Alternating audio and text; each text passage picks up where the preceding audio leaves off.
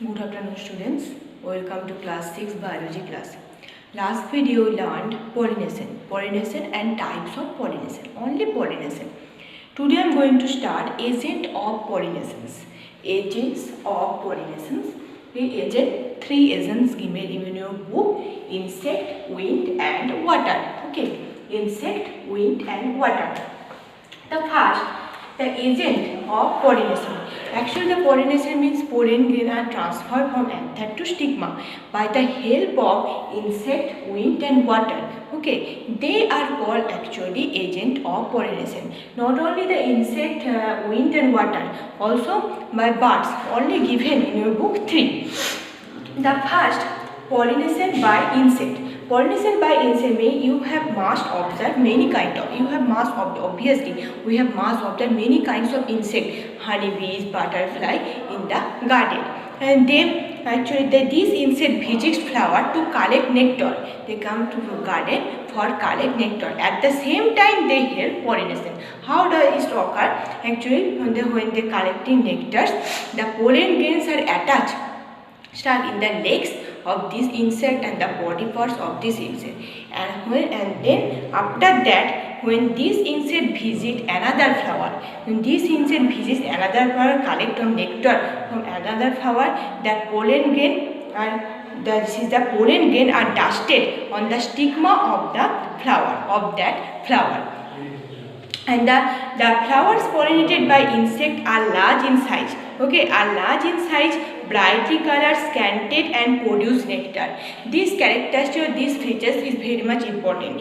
The flowers pollinated by insect have the special feature, means the large in size, the scented, produce nectar, bright color. Example of this pollination by insect.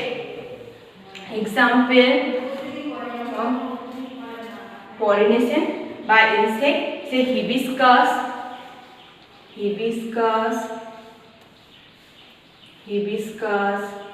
rose, say pollination by insect. Next one, pollination by wind. The flowers of plants such as maize, grass, rice are pollinated by wind. The example of pollination by wind,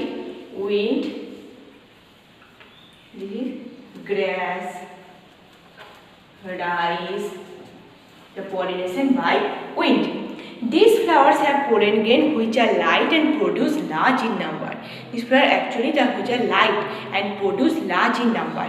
Okay, and then that's why while this is light, they can float on the water. This is in the air. This is actually wind and produce large number.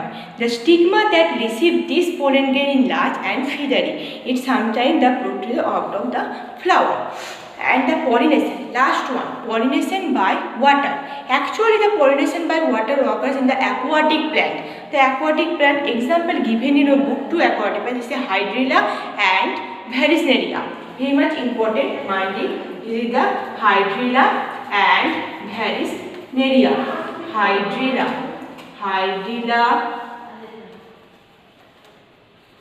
Hydrilla and Varicella. Okay. And the pollen grain are waxy, light and easily float on water. They are the light, that's why they easily float on water, and waxy. They have a waxy coating, means they cannot absorb the water, and sometimes the entire male flower float on water. When it reaches the female flower, transfer the pollen grain. Not only the pollen grain, the entire male flower float on water and reaches to the female flower and transfer the pollen grain. Okay, this is actually pollination by water. The 3 pollination by insect, pollination by wind and pollination by water. This actually features is most important, and example is very much important. Okay, the pollination completed, and the 2 questions given in your book. Check progress, page number 30. Give reason. Flowers that use water as pollinating agent are light. Why? The pollen grain are produced in large quantity by plants. Why? Give reason. The flower, try it at your home. The flowers that use water as pollinating agent are light. Means water are light. That's why they can easily float on water. If they are heavy, they cannot float on the water. That's why this is light. And the pollen grain are produced large quantity by plant. So many of the pollen grains are wasted. That's why they produce large quantity by the plants. And pollination completed. Next video I will discuss fertilization. Very much important. Please watch video and learn at your home properly. If any doubt, any question, you can ask through Teno app. Okay, thank you.